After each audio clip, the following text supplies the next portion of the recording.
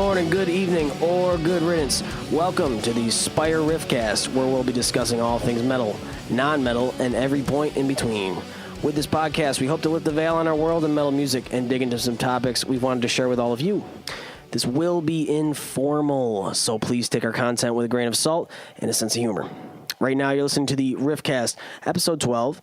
I am full of a Tully's Tender Dinner Spire guitarist, Pat Young, and I'm here with my stepbrother and biggest musical influence and basically everything influence, Anthony Fuoco. Hey, how we doing, guys? We'll go with the normal graduation name calling of Fuoco. That I have to stay traditional. It's Fuoco, but we got to make sure we fuck it up for everybody. Yeah. You know, I'm a substitute teacher, so I have definitely been like a creator of my own karma, you know? People mess up my name, and I can't really get mad. So, because as a substitute teacher, I have run through some names. I have crushed some names. And, you know, in my defense, though, a name, you know, actually has to have the letters that make that sound. You don't get to choose the rules when you make somebody's name. You can't make a Y pronounced as A and not really tell anybody about it. You know what I mean? You're not the federal government where you just get to change the rules without everybody knowing about it. So, you know, name your kid something that makes sense for substitutes. The people that are going to name their kids something like Battery, they're not listening to this. Batrina. Batrina. Now it just sounds like Pokemon evolving. Yeah.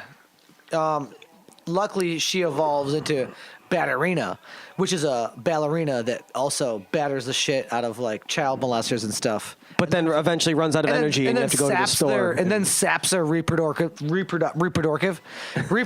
organs. That's off another with Pokemon. Like a zap of metal energy. I know. Right. I just want to make evil run in the opposite direction, just like Batterina. So, bachelor party. Oh man, what a time! So we had a great time. I had my bachelor party this past weekend, and we're all alive. We got you. You came up from Florida. Yeah, I definitely traveled the farthest to be with here. your buddy who's off mic, Ian. Ian, make some noise. We can go get you.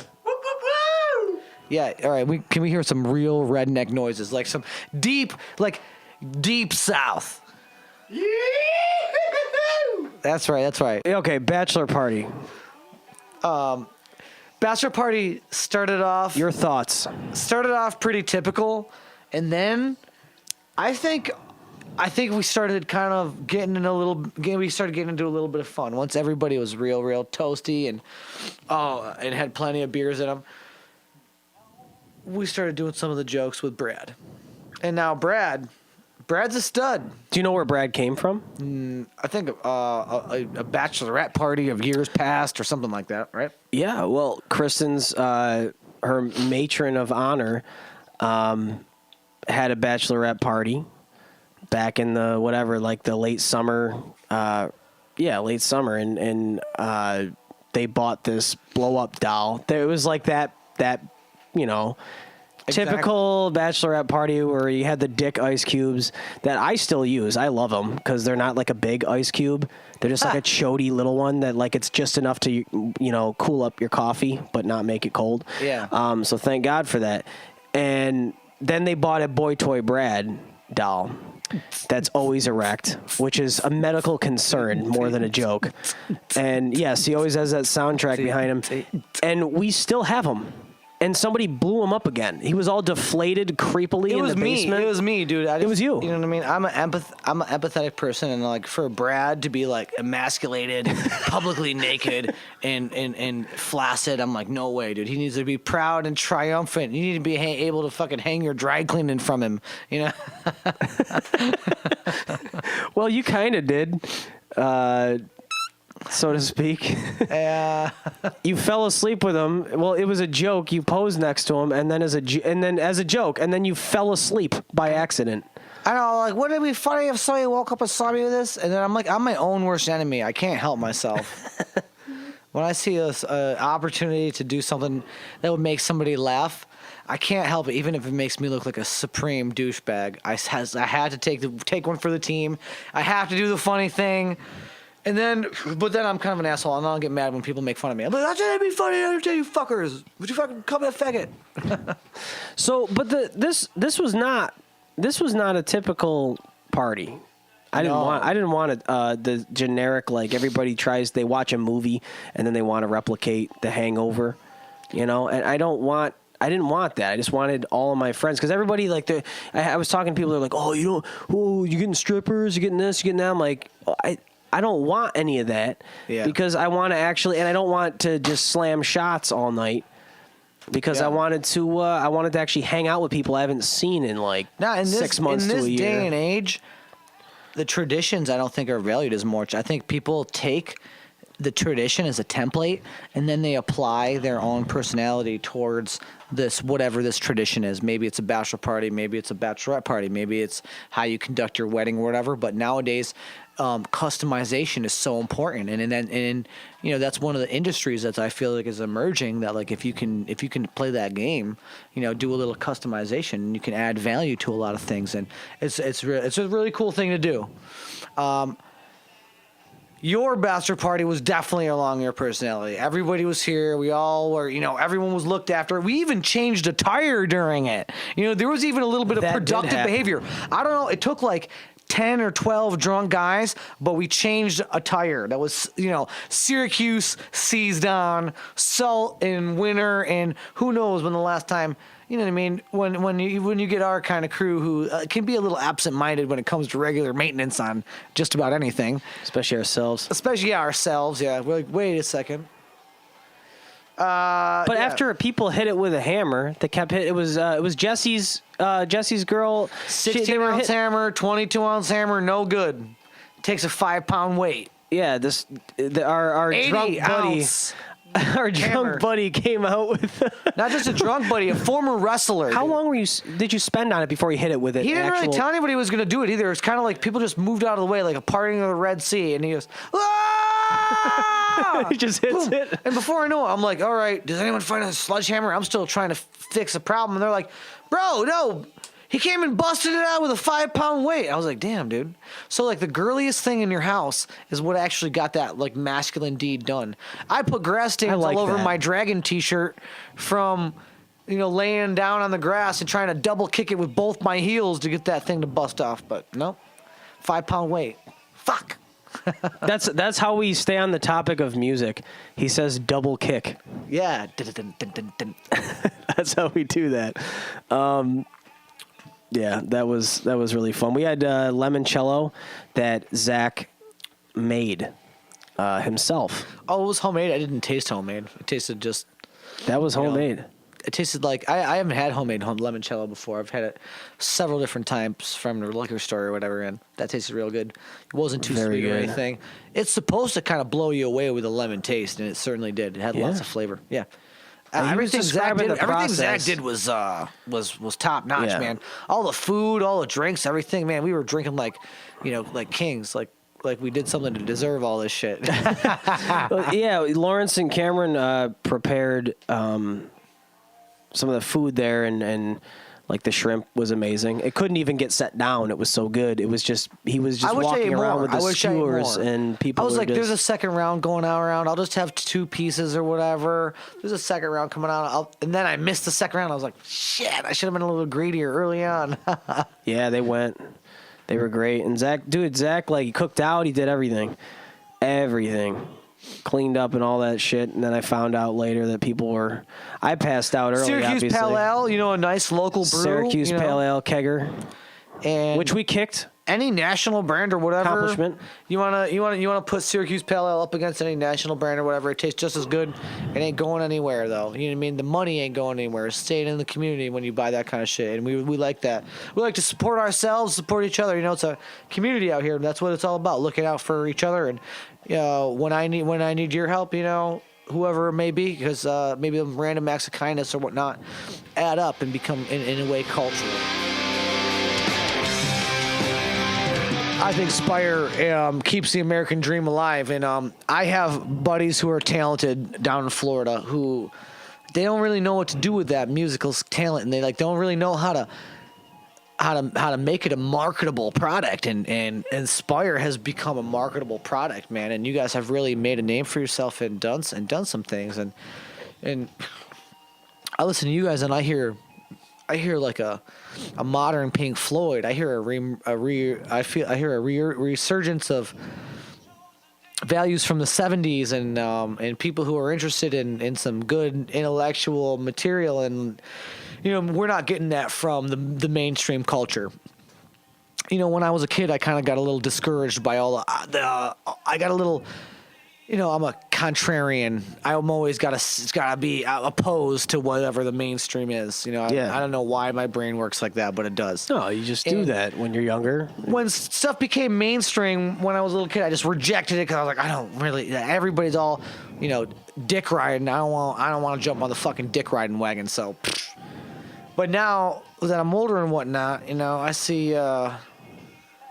The mainstream is the mainstream, and if you want what you want, you got to find out where it is, because products are offered in different markets and in different ways. And if you're happy with what's being offered, then that's great for you, and then this conversation doesn't really involve you, and don't be offended. But if you want something with a little more substance, you want something that's that you can sit alone and think about. If you want something more than just either to cry about relationships or to booty shake to, then the thinking man is not completely dead out there. We're not all just slaves who have just accepted that this rat race is all we got, and that we're just gonna make the most of it. So some of us are still out here thinking, not willing to give up, and really wanting to make the best out of this. In all honesty, though. Human species, man, we never done this before. This is the first time we got this far. So there's going to be, it's not all figured out yet, but we can't have a short memory. We can't have short memories about these things, and that's Maynard James Keenan. Fuck all you junkies and fuck your short memories, Down in Florida, how many potheads do I know that didn't go out and vote for legalized marijuana to make themselves, marijuana users, to make themselves not criminals anymore? How many told me that they weren't registered, they didn't want to vote, they didn't care?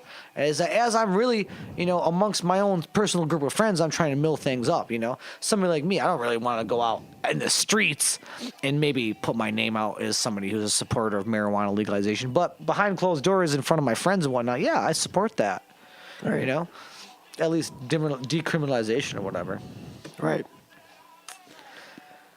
Spire's got a message, though. It's grassroots, man. It's real. It's organic. It's not something that's, I looked up certain rap groups that made different pop rap songs that came out of nowhere, and then I find out, I'm like, oh, what's the basis of this music? Where does it come from? Kind of like when I started asking about my food. Oh, where does my food come from? I started asking, where does my music come from that's being pushed down my throat? And I find out some band that supposedly comes from the West Coast is put together, like literally, not kids that just know each other from growing up together, but put together by groups or by record companies and whatnot in New York City. I think that's kind of strange. They've been doing that for forever, man. Just putting together the useful idiots, and they don't have to know you each can't other. blame the anybody for being a useful idiot or whatnot, and for being as you say, a sellout or whatever. But hey, the money is the money, and a lot of people, I think, go into certain situations thinking that they're going to be able to have more autonomy and control over their art. But then they find out that, like, no, this is a business, and the law is the law, and the word is the word, and the signature is the signature.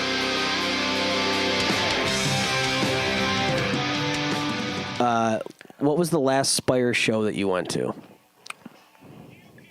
There was one not too long before I left in 2011, towards the end of the summer, either in August or September. I know I hit one that was somewhere actually up, probably North Syracuse area, Mattydale or something like that. One of the bars out there. Did you go to Club This is Fusion? 2011. Club Fusion, yeah. I went to Club Fusion. I saw a couple shows over there. Yeah. I'm trying to think of. I'm trying to put the timeline. What's the last show that we actually went to, though? Because I was talking with some of the boys at the between bowling and the bachelor party, and good shows that we went to. Yeah. Exciting stuff to remember. Exciting lineups. Stuff that I don't really see in Florida. Did you ever culture isn't there as much. Did you ever see Symphony X with me? Never. Nope. No. I did see Daylight Dies. So you saw Penny Arcade. You saw Daylight Dies. A great show. Penny Arcade, the building that leaked like through the roof and they still open. It was a great show. Not necessarily because of where it was, but because of what it was. But we saw Swallow the Sun. Swallow the Sun opened. And then Daylight Dies. And they're like, can we save a little energy for Daylight Dies? Yeah. And they were like, pace yourself. Can you turn I don't even know why I'm giving them an accent. They're from North Carolina. They're from North Carolina. Yeah, they're from North Carolina. But they're so doomy that I have to give them an accent. They're like, can you turn the lights off?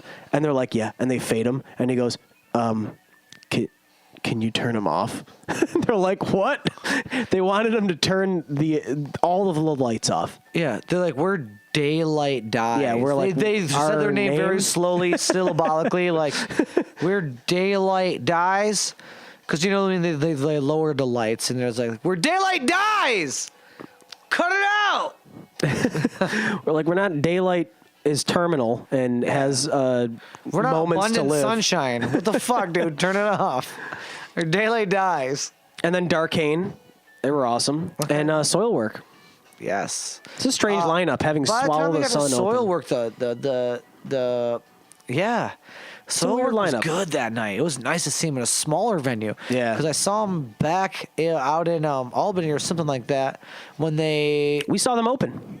Yeah, they opened. I was with you when, was it Lamb of God? Lamb of God. Kill Switch? Headlined, and Kill Switch was after. Was Devil Driver? Were they on it?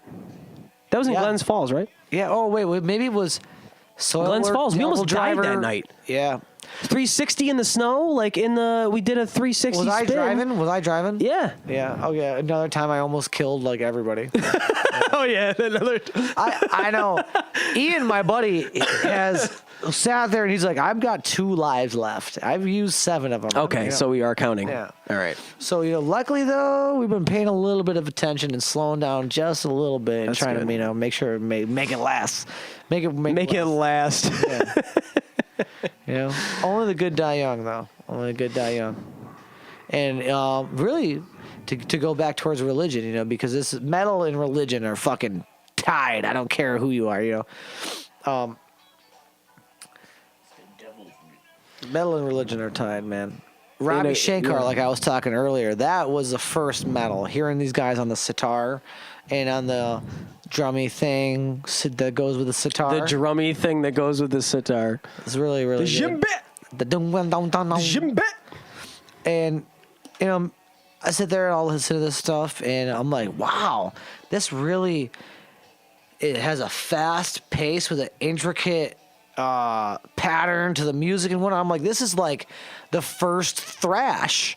And it's like strange because it comes from peaceful Hindu Indian culture, which is, and I think metal gets a bad name because on the surface it looks like all this satanic shit, all this whatever. But below the surface there's a lot of really humanity in it and a lot of understanding and a lot of coolness. Not a lot of metal is its own culture. Not a lot of douchiness. But if you want to find a metal band that's gonna say anything douchey and piss you off, they're there. There's a metalhead that's gonna be willing to hurt your fucking feelings if that's what you're looking for. There's a guy who sits at home and does YouTube reviews, if that's what you're referring to. Oh yeah, exactly. That's so sad though. Other than that, you metal sad is a little culture. people on the internet saying all those mean things to each other. What the fuck? Get something better to do. Metal is a culture. Learn how to crochet or do something, bro. At least you could wipe your ass with it by the time you're done, Type it on the internet, you're not doing anything. Get out of here.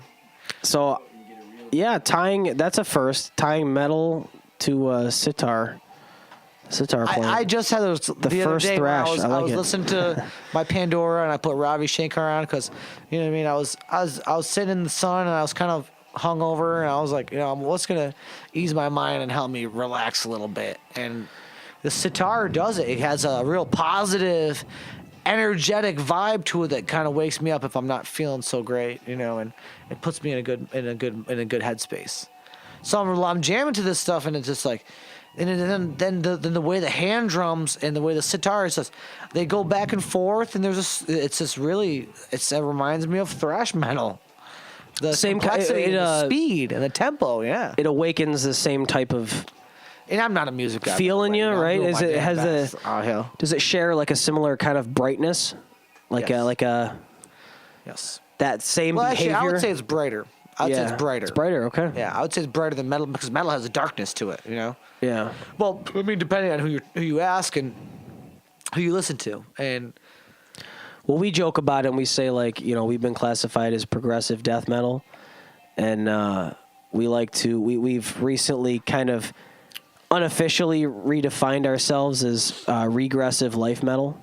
Yeah, because we're kind of taking it back to who we really are, and what was still more of the philosophy aspect of it. What did you guys set out to do back when you were 13 and 14? What was your mission?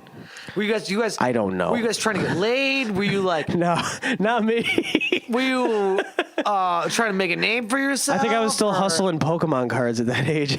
You just did it for the love of it, man. And that's when I say like organic things, that's what I mean. You guys just love to play music, and you thought heavy metal was the shit, and like you just went with it. Yeah. You didn't care that everyone in our school thought that Eminem was the shit, and Eminem actually really is a shit. Like he really talks about some deep emotional, some private shit, and he puts himself out on a limb where a lot of these hip hop guys don't do that. And I respect that. Even some of the albums that a lot of people rejected from Eminem, I really support and think that I think he's done a great job all the way up. And if you can say what you want about his content and the filth or whatever, but this is the world we live in, and this is the world that we have chosen for ourselves. Nobody besides human beings have made it what it is. So if you really, really don't like it, then you gotta look around and start doing something about it. Start sharpening the pitchfork. Yeah. If you don't like freedom of speech, man, shut it out. You don't gotta listen to it, but you can't infringe somebody else's right to say what they gotta say. And what's some of the, you mentioned Eminem. What's some of the music you listen to now? Oh, because you got me into. You were my. A lot of why I wanted you on here is because like. All the stuff that I do now, I still do, is because I'm a man child. I really am. And so a lot of the stuff that I still do now, slow growth is good growth. Yeah, I believe that, and like a redwood, bud. And everything that I'm doing is because of like something that you've got me into back in the day, and that's like I was very impressionable, and a lot of my sense of humor came from you. My skateboarding came from you. I still try to do it. I don't throw myself down staircases anymore, but I still try to do it. Oh. The music, even something like that, whatever it is that puts you in that flow state of mind, and where that connected, where you're not bickering inside of your head and worried or worried or whatever it may be. There's not that selfishness and that I manifest constantly between the ears. When you're tapped out of that insanity and more into just like the presence of the universe, and you can really kind of enjoy what you're doing. I know that's what Spire is about. That's what Spire is about. Dudes that love music and that have been doing it just for that the whole time. It's good. It's nice to be around passionate people. It's nice to be around people that love what they do and love who they are. Then there's an energy that goes along with that you just can't find anywhere else, And that's really being alive and being in the mainstream of life. If you want, I dare to use that word, mainstream. we're all in the mainstream, whether we want to or not. Yeah, right. Because we're all united. Because we're all really one. We're all part of the same energy. And mainstream gets a bad name. We want to make this physical plane a beautiful place for everybody. We're all stuck here. We don't know why. Maybe yet. Some people we could fight about it. And come on, man. Does anybody really know? We got to make this place nice for everybody. That's what I say. Sure. That's the main goal. It's all about we are all here. It's about making connections properly. There's an imaginary code of behavior that most of us tend to follow, and if people don't, there's some shit goes down. And if everybody did that, the world would be a chaotic place. But it's because there are like-minded people, and there are people that are in. They realize that they are in it together, and by making those connections, the connection of the simple conversation, which I feel that we are losing through technology, through an imbalance in the dichotomy of technology and organic behavior, and I feel like it's clashing. It's not going. Yeah, you know what? So you know how we were talking about the individualism nowadays and how like some people see it as a bad thing, but I guess individualism is good because then you can really learn to express who you are and what matters. And I guess if you can find who you really are and what you are, then you can find how you connect to everybody else better. So it's kind of tough if you don't really know who you are to kind of be connected to everything and be a part of it. If you're still kind of like, what the hell? And I know I went through a long time. It's tough growing up, man. Everyone's, and then on top of that, they tell you that's the best years of your life too. Where you're still trying to, maybe it is for some people, but you're still trying to figure yourself out. I was told high school was the best. I was told college is the best. I don't know. It's what everybody's different. Too many suck ups out there. Whatever stage of life you're in, they'll be like, "That's the best stage of life." Yeah, dude, this is what our album is about. The new record we're putting out, man. It's about figuring, like, we're basically describing this right now, the whole process of how we are all structures of our own universe. We are structures in this universe. We've created our own universe here, and those structures could be anything. It could be our brain work, our person-to-person connections that we make. Yeah. These are all the structures in our own universe. Yeah, it's real. It's real. And step one is realizing who you were and where you came from. Everybody has a different situation, and we can't control where we come from. Right. Yes. So there is a self-awareness that's I think the toughest part. Being self-aware. And you don't just have the answer. Nobody just has the answer. You might have a little piece of it, and that's the course of life anyways. So, but to become self-aware and to know your own limits, you have to kind of go over that boundary. Yeah. You have to step over that line. So to become self-aware, now you can exist in the moment right now, exist right here and right now.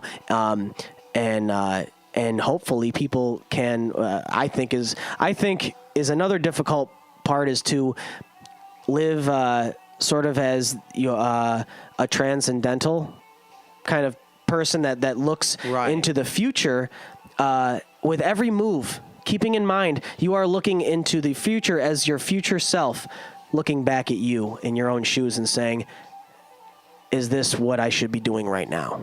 Is this the decision I should be doing? Yes. Not to be overly cautious, but to be self-aware enough to know that, hey, this is going to be okay for me. This is going to be okay for my surroundings, the people in my life. You might even stay up here. You just came up here, and then my dad's like, "Oh, there's a job offer," and you're like, "Hey, I might just be here now." I love how you're like this free spirit. You're wearing a Jamaican fucking tank top. And that just seals the deal. Because, and a high life hat, which is required to be backwards. And then you're just saying, maybe I'll just be here. I'm like, yes, you're wearing the right outfit to just stay here. To just be like, maybe I won't go back home if I get the job. I'm going to need some new clothes. Well, I have... So I don't look like a human bong rip.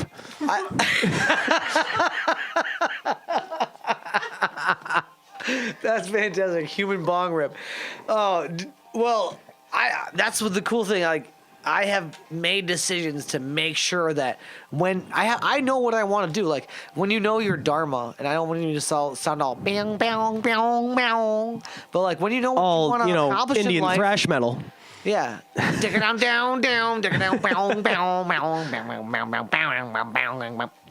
When you know what your purpose is, when you and it's not something you could force or whatever, but when you have through trial and error and optimization and consciousness decided, okay, this is what I really think I can accomplish in this lifetime.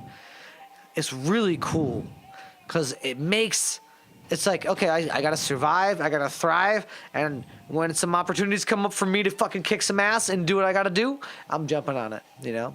Yeah. So really finding out your direction is, I think the direction I respect is the that, key. man. The direction is the key. I respect it because it scares the shit out of me to put that. Like, that's why I make fun of you for it, because it's because I go, oh my God, I could never imagine myself doing that, because I need to be like in my safe little space, you know? Like, I have that suburban Leave It to Beaver vibe. I hate it about myself where I'm just like, gee golly, I can't do that. You know, I gotta plan it out. Like, I just have a calendar hovering above my head. Like a carrot on a stick this whole time. Like, I got to follow the calendar. Well, yeah, the ability to kind of like come and go and the transient whatever. It's like there's a price. You pay the price, and it's kind of, you know, a balancing act. You don't want to be too stuck in your ways and too rigid to the point where you can't adventure, and you don't want to be on such a crazy adventure that you can't keep yourself productive. You know, you can't keep yourself. I don't know what's the word. I don't know what I'm looking for, but yeah, what a great party! The bachelor party was kick ass. A lot of guys letting loose, letting wild, and you know that's just the precursor to the real party, which is the wedding. What do you think about that? Where are you at with that? I was so impressed with Kristen and how she wasn't. Usually, a woman a couple months away from her wedding is like. That's because we did a lot of shit. Is like having a nervous breakdown, and she didn't even bring it up. Yeah, we did a lot of stuff, and we're still, you know, we have plans. We have a little space and time before summer school starts when our kids are gone, you know. Out of there, you know, then like we have the time to packed get up the done. rooms, and then we have like a week or so of time before we start summer school. Yeah, and, my room is packed up. So I might be dragging it up here to start teaching adults. Yeah, man. To start teaching underprivileged adults. That would be great. I hope something happens with that, dude. That would work out good for everybody involved, and yeah, man.